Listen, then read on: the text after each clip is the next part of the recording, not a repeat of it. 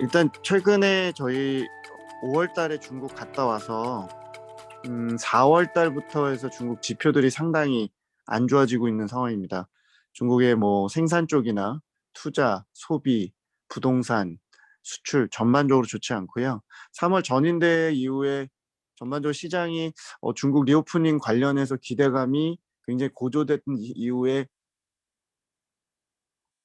그 전반적인 정책 기대감이 약해지면서 현지 저희 5월 달에 갔을 때 최근 중국 경기 흐름이나 이런 것들의 가장 큰 문제가 결국에는 어 중국 정부의 부양책이나 이런 것들은 전체로 기대에 좀 못 미치는 경향이 있고, 무엇보다 리오프닝 이후에 서비스나 일부 공급 부분은 회복을 좀 빠르게 했지만 가게 전체적인 재화 소비나 이런 것들이 많이 못 따라왔는데요. 5월 달에 저희가 미팅을 통해서 좀 느꼈던 부분은 결국에 가계의 어떤 임금이나 소득, 심리 이런 것들이 훼손이 좀 많이 된 상태여서 그런 후유증들을 조금 과소평가했던 측면이 좀 있고, 또 부동산 규제가 한 2년 이상 지속되다 보니까 전체적으로 자산 가격 하락이나 이런 것들이 작지 않아서 전체적으로 리오프닝 이후에 이 소비나 회복 속도가 좀 느렸다는 부분 하나, 그리고 기업들이 전반적으로 재고 조정을 계속 작년까지도 하는 부분이었고, 전체적인 그 마진 훼손이나 이런 것들이 역시 좀 심한 상황이었기 때문에 이거에 대한 중국 정부의 적절한 보상이나 또 마진 스퀴즈에 대한 부분을 정부가 텍스컷이나 이런 걸 통해서 적절하게 해주지 못하다 보니까 기업들 역시도 계속 좋지 않은 그런 상황이었고, 역시 고용이나 채용 같은 것들이 좋지 않은 좀 악순환이 좀 반복되는 그런 상황이었습니다. 시장은 4월 달에 이런 부분을 장기금리 급락이나 환율 약세, 또 주식시장이 경기 관련주들이 굉장히 부진한 걸로 이미 반영을 좀 했기 때문에 이 시장이 이제 반대로 또 가격이 많이 내려가다 보니까 경기 부양책에 대한 기대감들이 좀 많이 고조된 것이 사실입니다. 사실 시장이 올해 상반기에 중국 정부의 스탠스는 안보 중심, 기술 자립, 디지털 경제 이런 쪽에 집착할 거라고 보고 있었고, 제가 5월에 갔을 때도 조금 뭐 좀 안 좋게 얘기하면 수뇌부가 경제는 별로 신경 쓰지 않는 것 같다. 대충 5% 성장률만 기저효에서 나오면 대외 외교라든지 안보 전략이나 뭐 이런 것 쪽에 좀 더 집착을 하는 것 같다는 의견이 많아서 경기 부양책에 대해서 조금 무기력한 느낌을 줬었는데, 그럼에도 불구하고 3, 4월 달 경기가 떨어지는 속도, 그리고 저희가 통상 제조업 PMI 같은 그 전월비 지표가 중립선인 50, 그러니까 위축이냐 확장이냐를 보여주는 50선 밑으로 한 2, 3개월 정도 떨어지게 되면 역대 부양책에 나섰었는데, 시장에서는 6, 7월 달에 또 다시 부양책 기대감이 소폭 올라온 것이 사실입니다. 그래서 지난주 한 최근 6월 이후부터 통화 정책이나 인프라 투자 그리고 부동산 관련 부양책에 대한 얘기들이 상당히 좀 많이 나오고 있는 상태였었고요. 그래서 저희가 지난 6월 15일 날 중국이 정책금리 1번이라고 할 수 있는 MLF 금리, 그리고 20일 날 정책금리 2번이라고 할 수 있는 LPR 금리라고 해서 이 MLF라는 정책금리에다가 은행 가상금리를 더해서 매달 고시하는 금리를 10bp 정도 인하했습니다. 중국이 물가가 워낙 상반기에 낮게 나오면서 마치 일본하고 중국의 물가가 뒤바뀐 것처럼 디플레이션 압력에 대한 우려가 있다 보니까 사실 금리 인하를 하더라도 유동성 함정이 이미 빠진 거 아니냐는 우려가 있어서 시장이 굉장히 큰 기대를 한 건 아니지만 일단 기본적으로 10bp 인하를 하면서 적극적으로 이제 좀 대응을 하는 거 아니냐는 기대감이 좀 있었고요.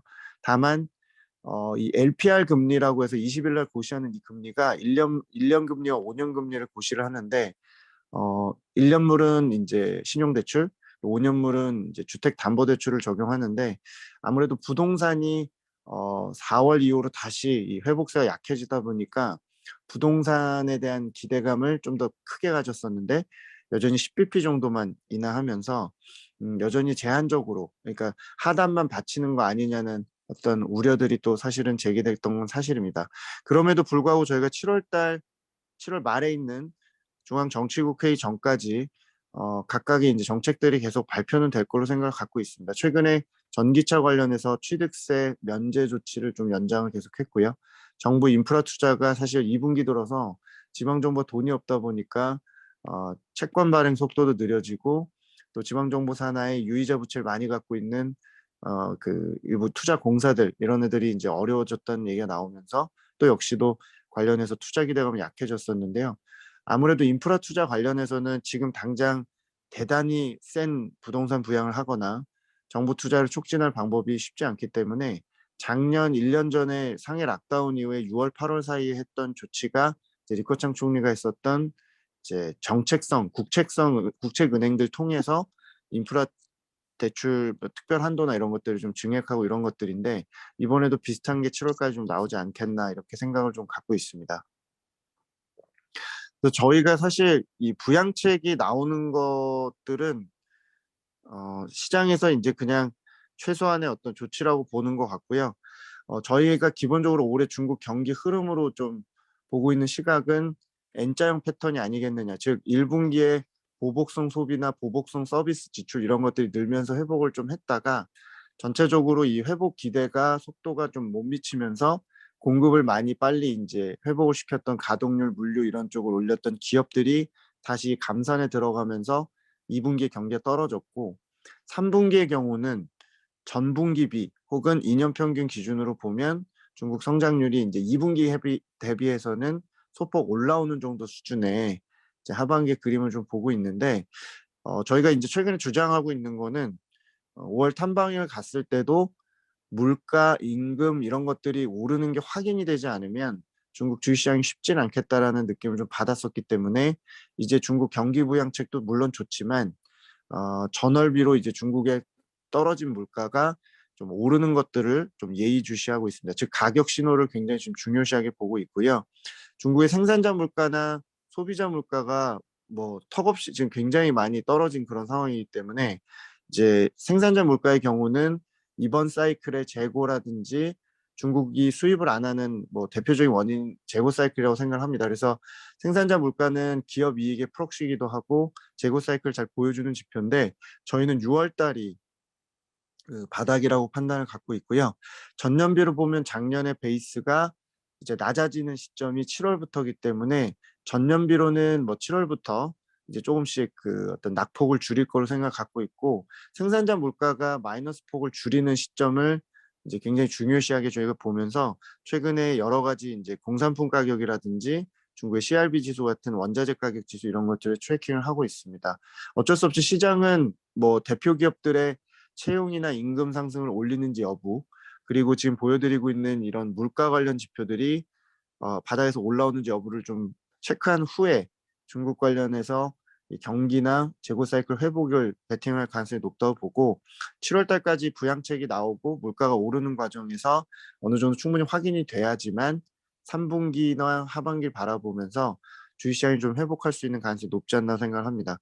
저희가 이번 주에 그 발표한 자료가 음 요 위클리 지금 보여드리고 있는 자료 다음 자료였었는데 시장이 그 비관적인 부분이 굉장히 좀 극심한 편이고 부양책 기대도 높지 않은 상태에서 사실은 장기적인 문제들 뭐 부동산이나 지방 정부 부채나 또 인구 문제나 저출산이나 뭐 여러 가지 장기 문제를 상당히 좀 단기로 땡겨온 경향이 있고 또 단기 현재 불황의 문제를 일본처럼 불황이 장기화되는 걸로 거의 기정사실화하는 좀 경향이 있어서 저희는 쪼끔 신중하긴 하지만 좀 과도하다. 왜냐면 잠재 성장률이라는 게 중국이 이미 부동산 관련해서도 그렇고 여러 가지 산업 구조 전환하는 과정에서 지난 3-4년 동안 이미 잠재 성장률이 한 번 더 레벨 다운이 됐고 이 잠재 성장률보다도 더 추세를 이탈해서 경기가 내려갈 경우 당연히 인제 디플레이션을 볼 수 있는데 저희는 아직까지 그런 상황이라고 보지는 않고 있고요. 이번에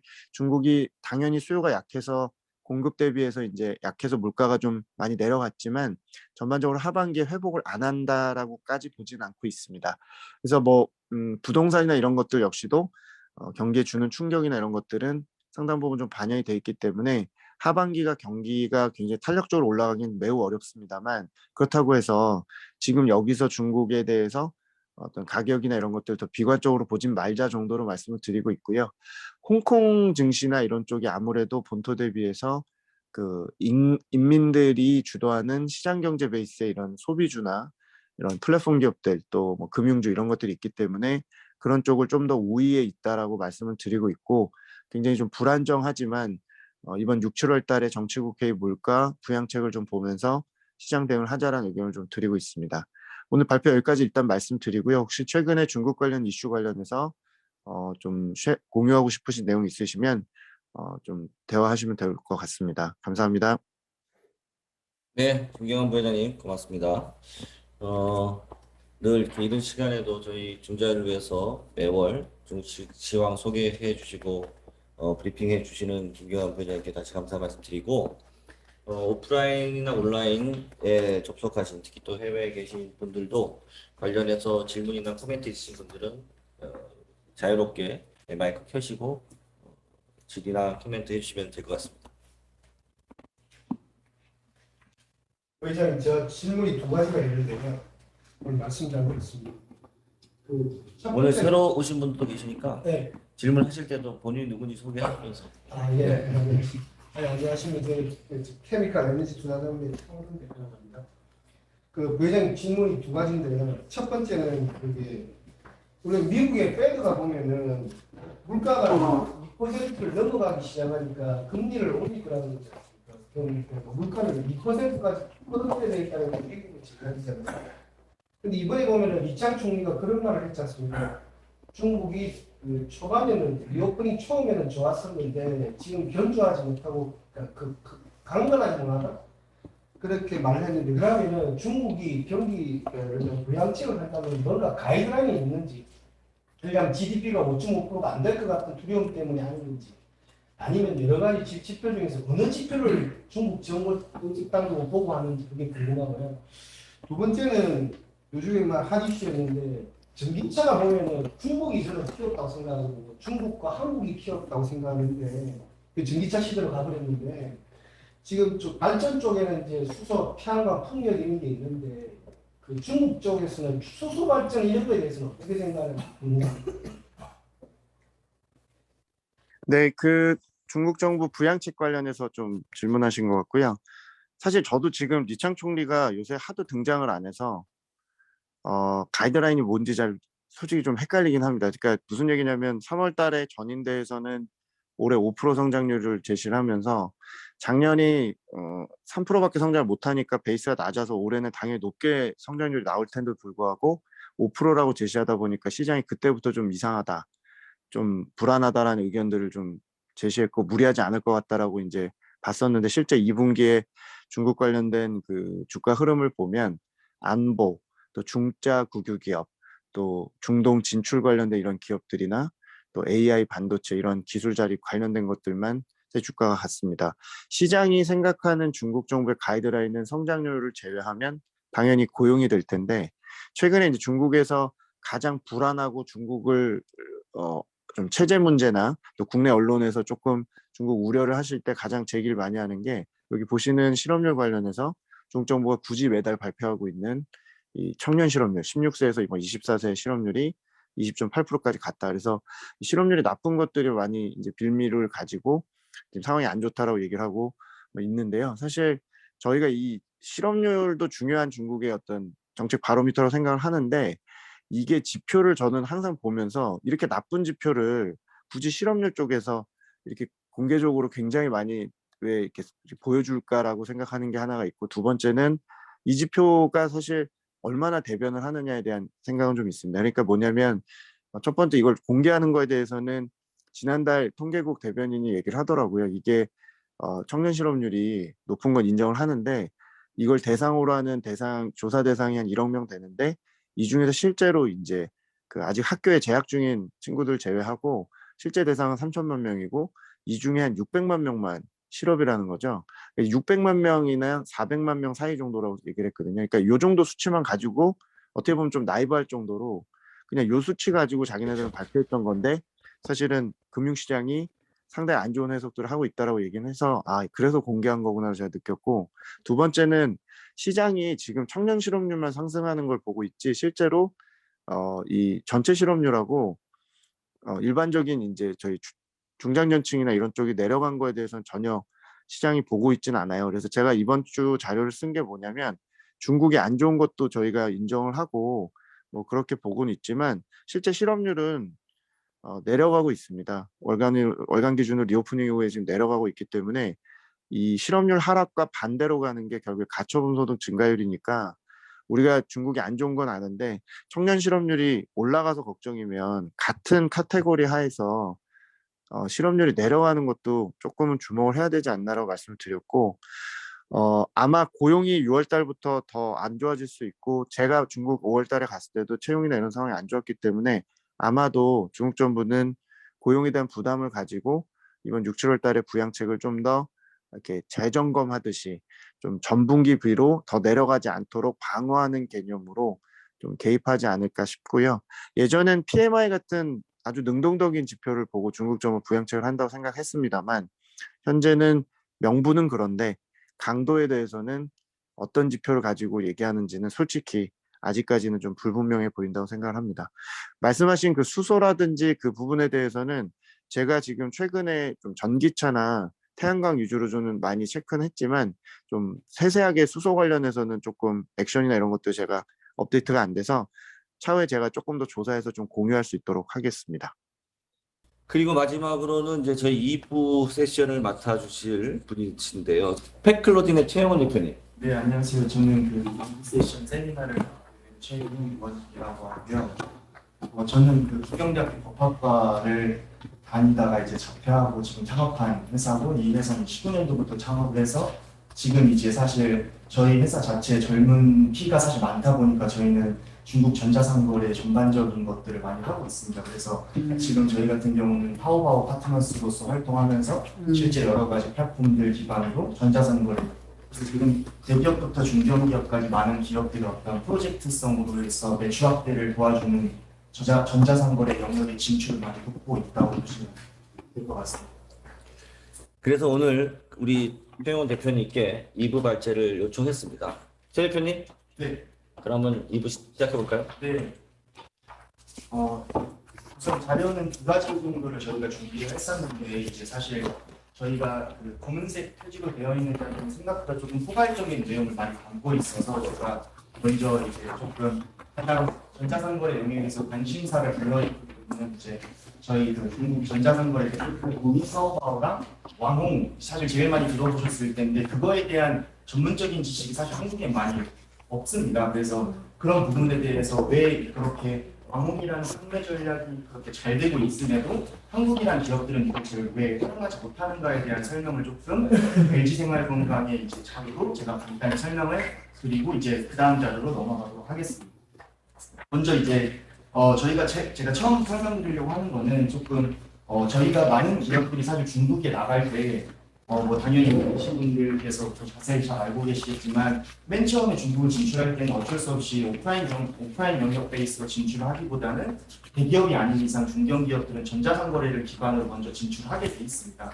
실제로 저희 실제 클라이언트인 신세계 인터내셔널의 클라이언트도 마찬가지로 처음에는 중국의 내수 시장을 기반으로 진출하기보다는 역직구몰이나 이런 전자상거래 베이스로 먼저 진출할 수밖에 없는데요. 저희가 사실 많은 기업들의 대표들이나 많은 담당자들이 좀 간과하고 있는 게 뭐냐면 사실 중국의 전자상거래 주기를 좀 많이 이해를 못하고 있습니다. 실제로 티몰글로벌 같은 경우는 연말정산을 사실 많은 분들이 11월, 12월 달에 한다라고 착각을 하시지만 실제로는 3월 달에 합니다. 그 뜻은 뭐냐면 실제 중국의 전자상거래 주기는 1월이 시작이 아니라 4월 달이 시작이다라고 볼 수 있을 정도로 우리나라와 좀 많이 다른 역할을 보이고 있습니다. 그럼 저희가 말하는 4월이라는 시장 주기를 왜 이렇게 따라가는가 봤을 때 실제로 중국은 아시겠지만 1월달, 2월달 춘절로 인해서 경제가 엄청나게 하락세를 가져가고 있고 실제 전년도에 광군절날에 매출을 많이 만들었던 기업 또한 광군절을 지나고 1월달, 2월달에 맞이하면 전반적으로 모두 시장 침체기에 돌입하면서 모든 점포들이 휴식기를 갖게 되기 때문에 중국 같은 경우는 1월달, 2월달에 시장을 분석하고 파악하기에는 공백기 2개월이 생기기 때문에 3월달 첫 번째 프로모션인 38절이라고 하는 가장 큰 행사를 지나고 나서 거기서 어느 정도 성과를 보였던 기업들을 대상으로 4월달부터 전체적인 플랜을 짠다라고 보시면 되고 있습니다. 근데 이제 이거에 대해서 제가 좀 말씀드리고 싶은 거는 사실 뭐 많은 분들이 뭐 아실 수도 있고 모르실 수도 있겠지만 중국은 대표적으로 분기별마다 대표적인 프로모션과 행사가 있고 실제 중국의 전자상거래와 오프라인 모두 이 프로모션의 주기 패턴을 따라가고 있다고 볼 수가 있습니다. 그렇기 때문에 사실 아까 앞서 발표를 드렸던 저희 이제 1차 세션에서 나왔던 내용처럼 실제로 중국 같은 경우는 4월 달부터 6월 달은 성수기라고 볼 수가 없고 실제 비수기라고 볼 수밖에 없는 이유가 실제로 많은 기업들이 대개 3월부터 6월 달까지 저희가 말하는 상반기의 대부분의 시간을 테스트하는 시간을 쓰고 실제로 정확한 매출을 끌어내는 기간은 6월부터 12월까지라고 볼 수가 있기 때문에 실제로 전체적인 소비 패턴 또한 상반기보다는 하반기에 집중되어 있다고 볼 수가 있습니다. 그러면 저희가 한국이라는 소비재 시장에서의 1년 주기 패턴을 봤을 때 1분기, 2분기, 3분기, 4분기에 나눠져 고루고루 펼쳐져 있는 소비 패턴을 갖고 있는 거에 비해 중국 같은 경우는 하반기에 몰려있는 소비 패턴에 따라서 실제로 많은 프로모션들이 뒷방으로 강조되고 있고 실제로 저희가 알고 있는 광분절이라고 하는 11절은 흔히 알고 계시는 중국에서는 농작을 짓는다라고 할 정도로 1년 농사의 꽃이다라고 표현을 하고 있어서 3월 달부터 11월 달까지 모든 행사들은 사실 11월절을 위한 행사다라고 볼 수 있을 정도로 모든 것들이 하반기 11월, 12월 매출에 집중되어 있다고 볼 수가 있습니다. 그러면 저희가 여기서 좀 보여드리고 싶은 거는 중국이라는 나라를 봤을 때 그러면 저희 한국 기업들이 중국에 진출했을 때 시기를 좀 말씀드리고 싶은데 사실 많은 기업들이 중국에 한국 기업들이 나갈 때 대부분 2월달, 대기업 같은 경우는 빠르면 1월달, 중견기업 같은 경우는 3월달 이 정도의 시기에 중국에 진출을 계획하고 결정하고 이제 움직이는데 사실 중국이라는 나라는 이번 연도에 시작하고 제대로 이번 연도 초부터 움직이려면 작년도 9월달, 8월달부터 움직여지지 않으면 실제로 전체 주기 패턴을 따라갈 수 없다라고 할 수밖에 없는 이유가 뭐냐면요. 여기서 보시면 사실 많은 기업들이 전자상거래는 당연히 행사 기준으로 움직여지게 되는데 저희가 알고 있는 3월달의 행사는 1월달에 물류가 마감합니다.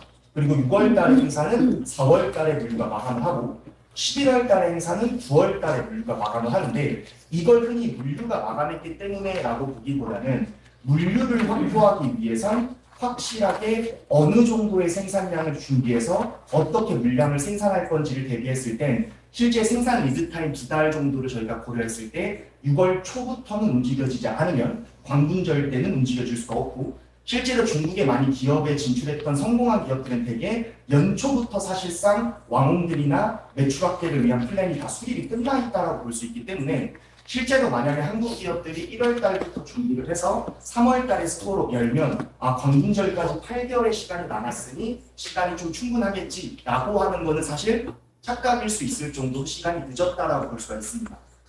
하지만 이런 관점에서 저희가 알아야 되는 건 여기 이제 사실 그래서 많은 기업들이 여기서 보여드리고 싶었던 거는 실제 작년도부터 준비했을 때 가능한 거는 38절, 618, 9월 9일, 11절 이런 4가지의 큰 행사를 다 거칠 수 있는데 만약에 저희가 4월달, 3월달에 계약을 추진해서 4월달부터 움직이려면 실제로 광분절밖에 못하고 618은 테스트밖에 못한다 할 정도로 많은 시간들이 저희가 생각하는 것보다 느리다라고 볼 수가 있습니다. 그래서 제가 대표적으로 이거를 위주로 설명을 드린 건데 그러면 저희가 생각하는 우리나라와 달리 왜 중국이라는 나라는 그렇게 왕홍이라는 거에 포커스를 두고 있고 전사상거래가 아직도 중국은 왕홍에 의해서 움직이고 있는다라고 볼 수가 있는데 이 자료를 솔직히 말씀드리면 첫 번째 제일 중요한 거는 예산과 신뢰와 책임 이 3가지 키워드를 저희가 놓칠 수가 없는데요. 바로 어떤 내용이냐면 사실 많은 기업들이 착각하는 게 왕홍은 호스트다.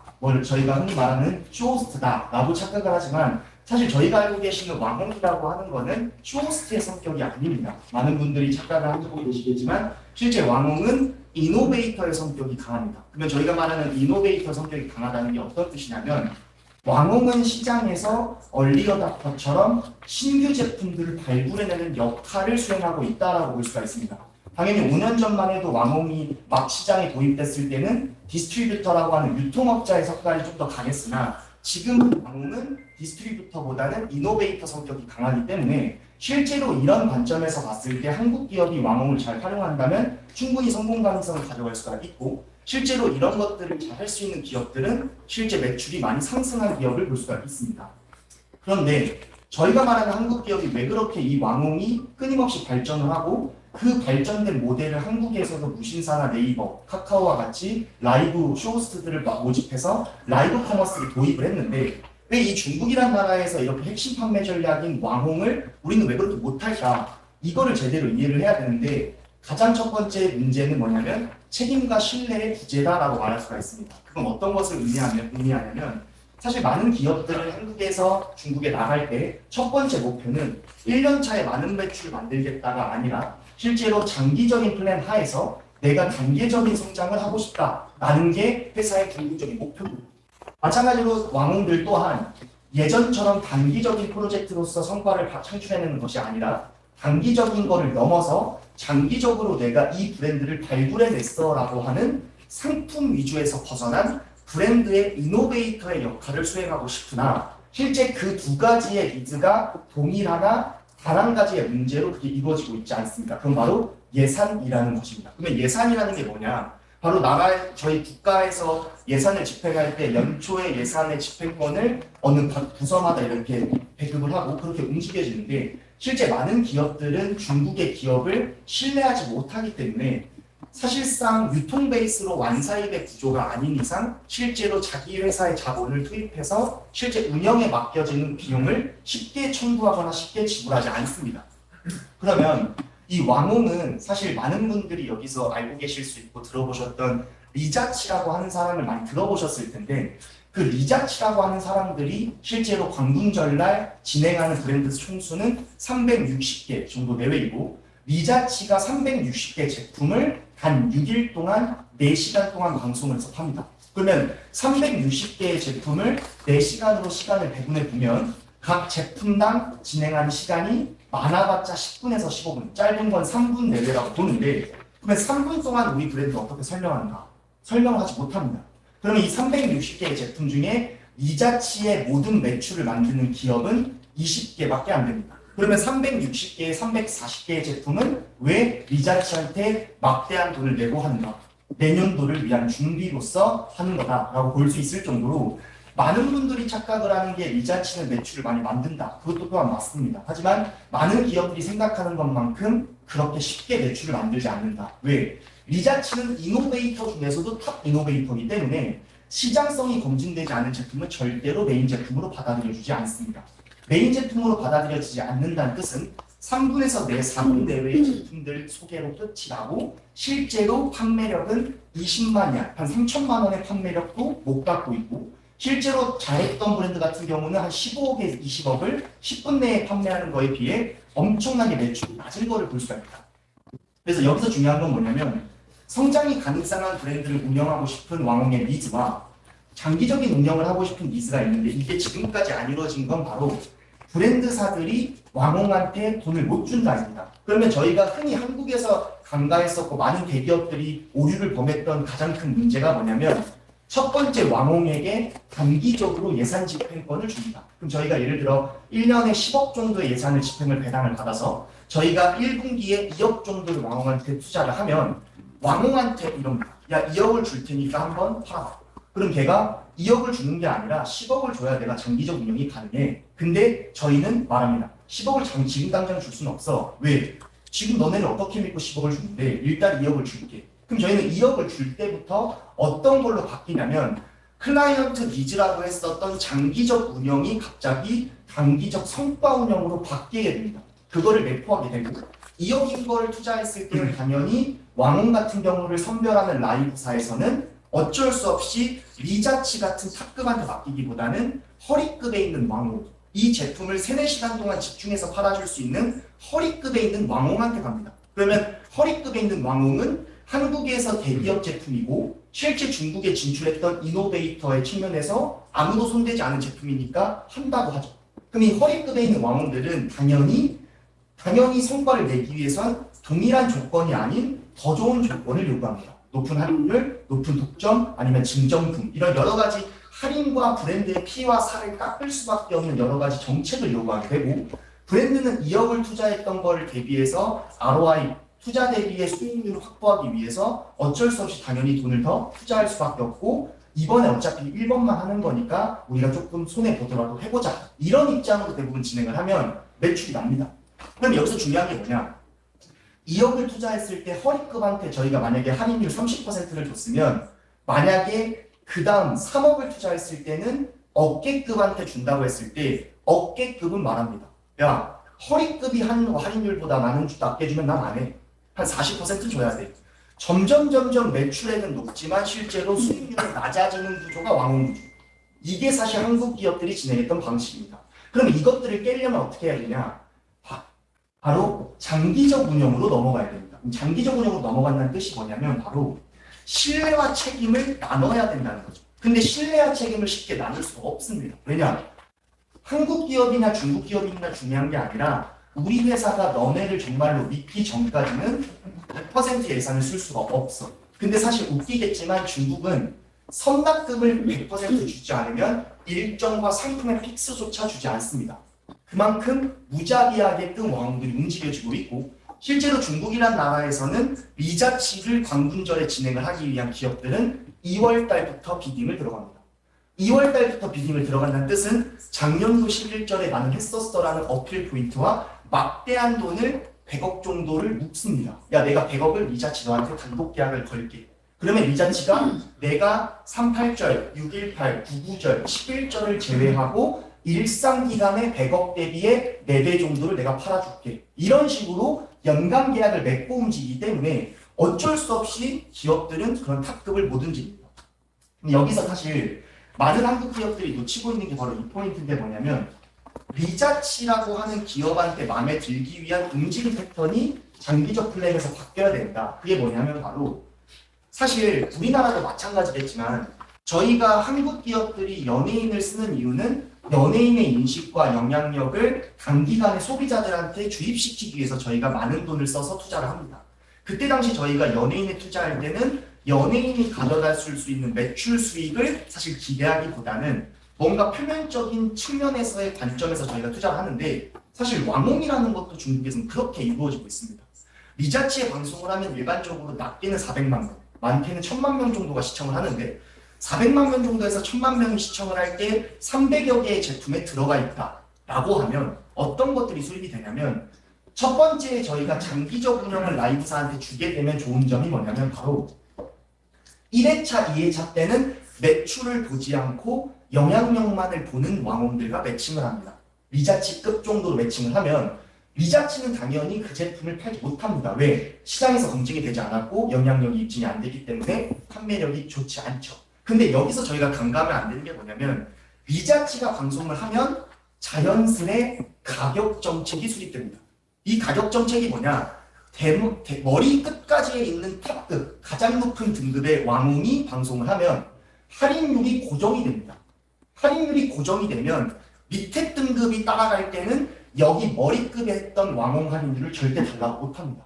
그게 바로 장기적 운용을 들어갔을 때 머리급한테 가격 정책을 수립해서 브랜드사가 머리급한테만 수익성만 확보를 해놓으면 2회차, 3회차, 4회차로 갔을 때 보다 매출적인 측면을 확보하는 기업들을 위한 왕홍들이 움직일 땐 수익이 확보되는 구조로 가는 장기적 운영 플랜으로서의 프로젝트가 가능하다.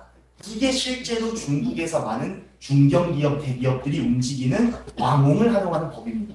그럼 여기서 중요한 건 뭐냐면 제가 왜 이런 얘기를 하냐면 이렇게 볼 수 있을 정도로 제가 이제 다른 자료를 이제 볼 건데 여기서 제가 사실 말씀드리고 싶은 건 뭐냐면 이렇게까지 많은 기업들이 중국에 이해를 못하고 있다라고 볼 수 있습니다. 얼마만큼 이해를 못하고 있냐면 많은 분들 저희가 이제 텐센트, 바이두, 알리바바 이 세 가지를 네이티브라고 표현을 하는데 많은 분들이 여기서 바이두는 네이버다라고 사실 여기 있는 계신 분들보다는 중국을 얼핏 알고 있는 분들이 사실 느낄 때는 바이두는 네이버다라고 많은 분들이 착각을 합니다. 사실 어느 부분 특정한 상황에선 맞기도 합니다. 근데 여기서 저희가 알고 가야 되는 건 소비자들은 그렇게 보지 않습니다.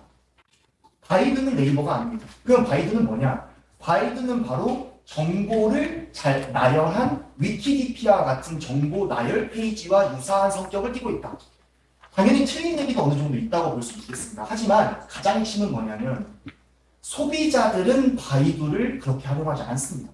저희가 예전에 기성세대들이 네이버가 활성화가 되고 많은 기업들이 네이버에 노출을 하는 이유는 많은 소비자들이 정보를 찾아가는 방식을 네이버에서 취합을 하고 그것들을 구매하는 패턴을 오프라인 백화점 아니면 쿠팡과 같은 전자상거래 플랫폼에서 구매를 일으켰는데 타오바오라고 하는 플랫폼이 사실 네이버에 흡수를 했다라고 볼 수가 있습니다. 그 뜻이 뭐냐?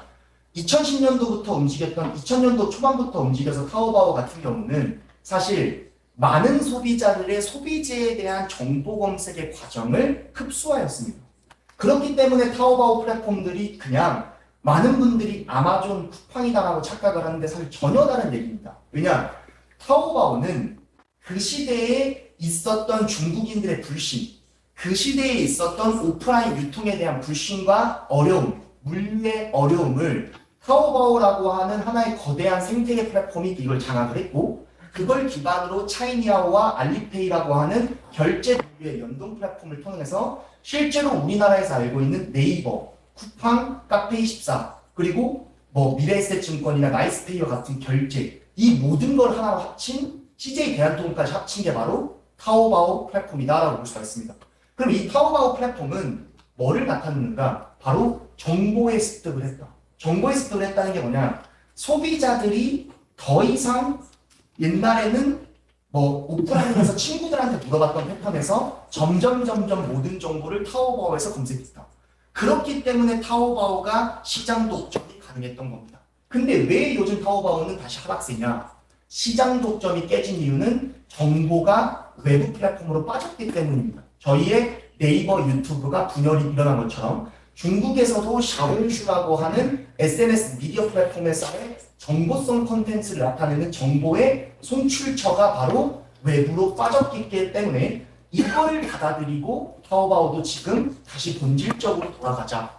정보를 우리가 장악하려고 하지 말고 커머스 플랫폼의 입지로 돌아가자는 게 2023 알리바바 플랫폼의 방향성입니다. 여기서 제가 이제 말씀을 드리고 싶은 거는 왜 그렇게 한국 기업들이 중국에 실패할까? 사실 뭐 많은 기업들이 중국에서 들어갔다가 망했고 실제 많이 나왔는데 제일 핵심은 중국을 이해하는 데 많은 것들을 이해하지 못합니다. 우리가 흔히 말하면 애국주의, 구어차오라고 표현을 하는데요. 이 구어차오를 이해할 때 많은 분들이 착각하는 것 중에 하나가 중국은 중국 것만 좋아한다. 그게 아닙니다. 중국이 내수시장이 크기 때문에 전 세계가 물밀듯이 중국 내수시장으로 들어왔고 그것들을 버티고 견디고 익숙해질 시간도 없이 중국인들은 많은 브랜드의 홍수에 빠져들게 됐어요. 그러면 중국인들이 점차 시간이 지나면서 뭐를 추구하게 됐냐면 야 굳이 우리나라 게 좋으면 우리나라 걸 쓰는 게 맞지 않아? 라는 게 구어차오입니다. 중국인들 것만 쓰겠다가 아니라 중국 거가 좋다면 이걸 써야지. 이게 우리나라의 현대자동차 지하장투를 소비하는 패턴과 똑같습니다. 왜? 우리가 도요타나 어떤 그런 혼다와 같이 일본 기업에 밀리지 않으면 우리나라 입장에서 우리 걸 쓰자 라는 게 구어차오. 중국도 마찬가지입니다. 근데 여기서 중요한 건 뭐냐면 구어차오로 인해서 중국 거만 쓰자가 아니라 중국과 다른 그 국가의 특성을 갖고 있는 제품은 내가 쓰겠다. 그게 중국 구어차오의 특성입니다. 그래서 요즘 MZ세대들은 실제로 중국의 것들만 수용하는 게 아니라 보다 더 널린 마음으로 흔히 말하면 저희가 중립기여를 받는다. 많은 솔직히 정책적인 거나 변화적인 거에서 중국과 한국의 국경적인 문제나 정치적 문제가 생기면 소비가 많이 얼었다라고 실제 전체적인 통계에선 그렇겠지만 작은 시장 전자상거래에서는 그렇진 않습니다. 왜냐? 작년도에도 저희 기업 같은 경우는 19년도 코로나가 시작할 때 기업했고 저희가 진행했을 때부터 코로나가 아무리 심해도 중국은 한국 기업을 썼고 하물며 사드라고 하는 정책이 터져서 우리나라 제품 다 때려 부시고 밀어낼 때도 저희가 알고 있는 메일유업의 저희 분유는 여전히 매출이 상승했습니다. 그러니까 이런 측면에서 봤을 때 중국인들이 예전처럼 단순하게 움직이거나 선동되어 움직이지 않습니다. 그게 바로 중립기여를 받고 보다 더 자기가 관점을 갖고 파악을 하겠다. 그게 바로 중국인들의 요즘 소비 패턴이다. 그리고 이제 사실 제일 중요한 거는 이게 이제 저희 여기 많은 기업들이 보시면 아시겠지만 저희 같은 기업은 사실 에이컨메이트, NHN에서 투자 인수합병을 한 에이컨메이트와 그리고 G2G 인터내셔널이라고 하는 기업을 모티브를 땄고 실리콘2 그리고 이제 뭐 비투링크 이런 전체적으로 유통 베이스로 성장을 했던 한국 기업들의 문제가 뭘까를 극복하기 위한 스타트업이다라고 볼 수가 있는데 핵심은 뭐냐면 많은 기업들이 국경 수교가 열리고 처음에 돈이 있으니까 중국에 돈을 들고 다 들어갑니다. 당연히 돈을 들고 들어가니까 성공을 하죠. 근데 문제가 뭐냐? 이것도 중국에 혼자 들어가는 게 아니라 투자학자법인으로 지분 투자를 섞어서 중국 기업과 같이 들어가는데 실제로 많이 느끼셨겠지만 중국 기업들은 시간이 지날수록 점유율을 뺐습니다. 야, 너네 지분 이거 정부가 이거 안 하면 너네 이거 나한테 9%더 줘야 된다던데. 안 그러면 너네 나가야 돼. 점점 뺏기다 보면 나중에 가면 4년 뒤에 1%에서 5%도 안 되니까 야 그냥 내가 이거 합병한데 내가 그냥 가져갈게. 이게 중국 기업들이 한국 기업을 흡수했던 방식인데 뭐가 가장 문제냐? 한국 기업은 지금까지도 단 한 개의 기업도 중국 소비자를 대상으로 한 유통기업은 없습니다. 우리나라의 모든 투자자가 투자했던 한국 기업, 중굴, 대중시장 진출을 제안했던 비투링크, 에이컨메이트, G2G, 인터내셔널과 뭐 여러 가지 기업, 판다코리아 다 B2C를 대상으로 한 기업은 없습니다. 왜? B2C는 소비자 단의 끝단까지 다가가야 되는 전반적인 모든 판매 전략을 이해하지 못하면 안 되기 때문에 그런 것들은 모두 대개 중국의 유통상과 대리상한테 맡깁니다. 그리고 우리는 공급과 물류, 결제와 브랜드 소싱만 우리가 전담할게. 그게 첫 번째 모델이 에이컨메이트. 근데 에이컨메이트가 하다 보니까 약간 에이컨메이트는 조금 브랜드가 싫어해. 왜? 물건만 떠다 주니까 재미가 없어. 그걸 극복한 게 G2G. 총판 구조로 들어갔다. 근데 여기서 아셔야 되는 게 올리브영에서 지금 탑건을 수렵하고 있는 많은 기업들, 지금 저희가 흔히 말하는 스킨푸드나 뭐 예를 들어 토니모리, 저희가 토니모리랑 스킨푸드를 지금 하고 있는데 이런 기업들은 전통 기업이라고 하는데 이런 기업들은 실제로 중국에서 이미 죽었습니다. 더 이상 살아날 강도가 많이 없습니다. 근데 저희가 알고 있는 올리브영에서 기능 케어 제품으로 뜨고 있는 기업들은 더 이상 중국 총판한테 가지 않습니다. 왜? 내가 시장을 이해하지 않는다면 시장은 망한다. 라는 주의가 이제 잡혔기 때문에 더 이상 중국에 나갈 때는 유통 베이스의 기업들을 찾지 않는 구조가 됐고 실제로 이런 관점에서 G2G 인터내셔널은 바프라고 하는 아몬드를 유통하는 걸로 패션 카테고리에 시작해서 식품 카테고리로 넘어갔는데 이제 패션 카테고리를 다 놓았습니다. 왜? 패션보다 어려운 게 없기 때문에 우린 가장 쉬운 까르푸, 뭐 중국의 뭐 짜르푸나 이런 데 유통하는 걸로 나는 식품으로 갈 거야. 그러면 우리나라의 소비재, 화장품, 건기식, 영유아 이런 것들을 누가 하냐는 거죠. 우리나라에 실제로 이걸 해주는 기업이 없습니다. 그럼 이걸 누가 하고 있는가? 중국의 총판사들이 다 하고 있다. 그러면 중국의 총판사들은 문제냐? 문제가 아닙니다.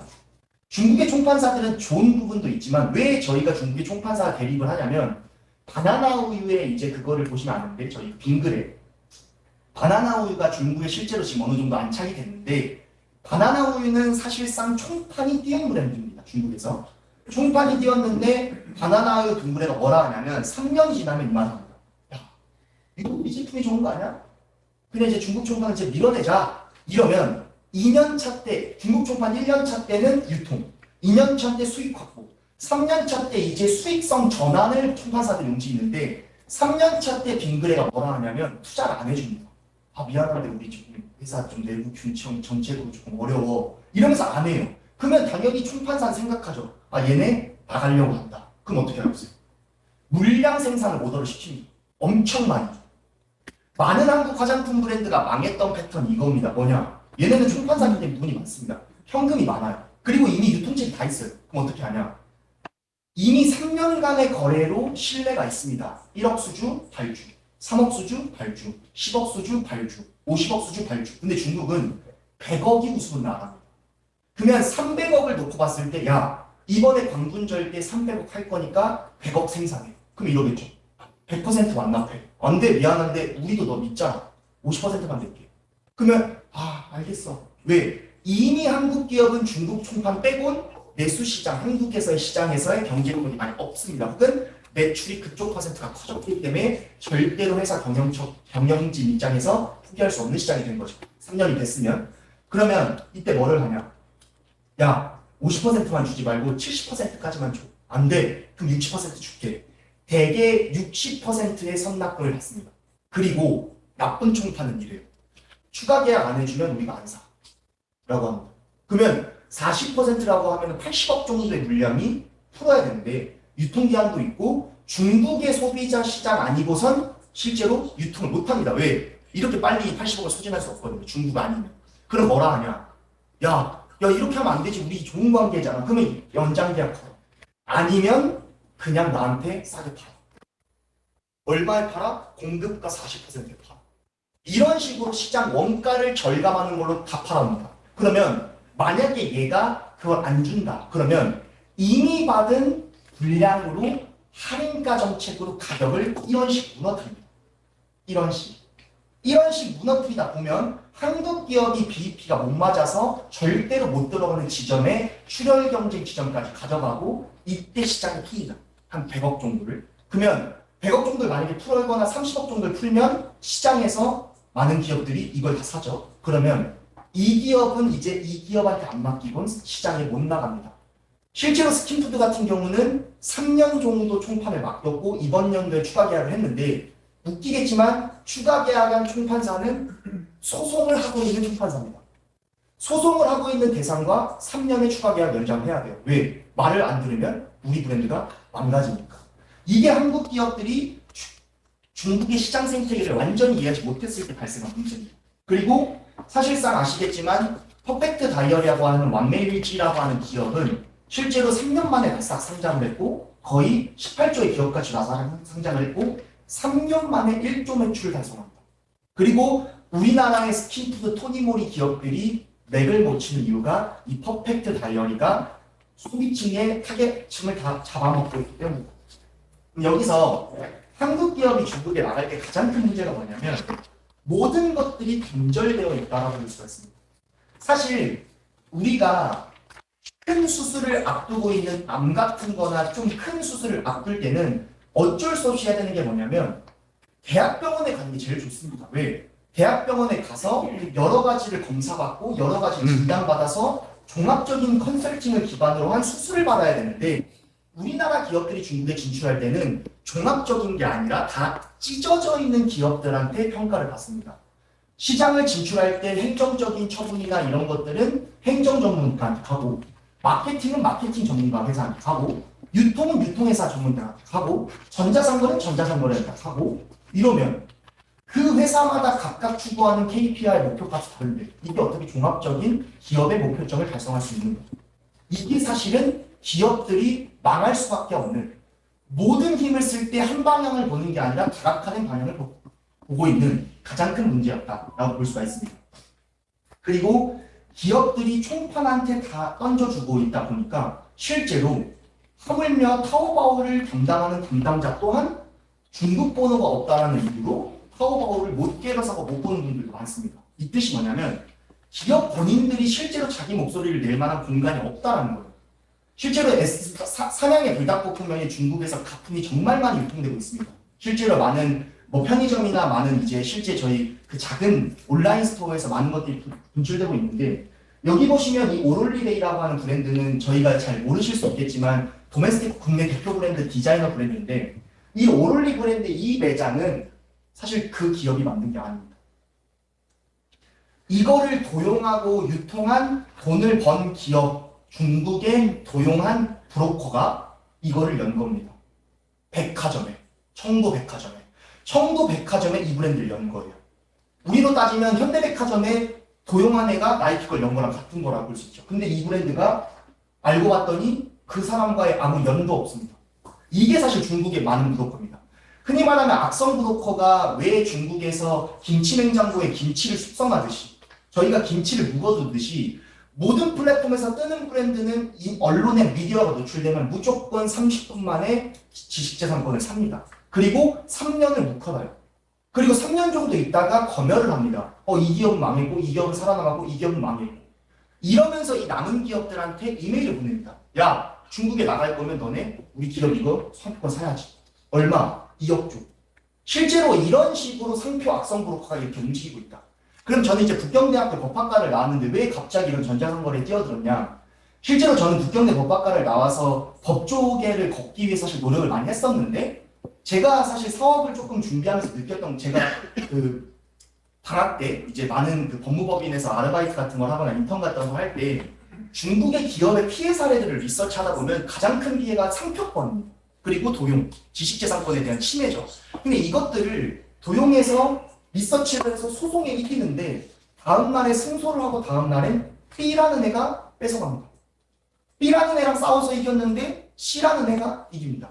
저희가 알고 계시는 상해 북경엔 설빙이 있습니다. 그러면 이 설빙이 실제로 아시겠지만 300여 개의 매장이 중국 내수시장에 있습니다.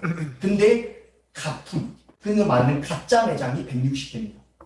그럼 우리가 300개의 매장을 갔을 때 160개가 가짜면 어떻게 하냐는 거예요. 그리고 북경 그 우다코에 있는 화리에 있는 1층의 파리바게트도 사실 지금 파리바게트랑 논쟁이 있는 상점입니다. 그러면 우리가 파리바게트라고 착각을 했는데 파리바게트가 아니고 화리엔이라고 그 저희가 설빙이라 착각한 설빙이 아니고 이삭 토스트는 하물며 대만에선 길거리 명동 토스트로 인식이 돼서 팔리고 있습니다. 이삭과 똑같이. 이런 식으로 한국 기업들이 하지 못하고 있다. 근데 왜 포기하지 못하냐?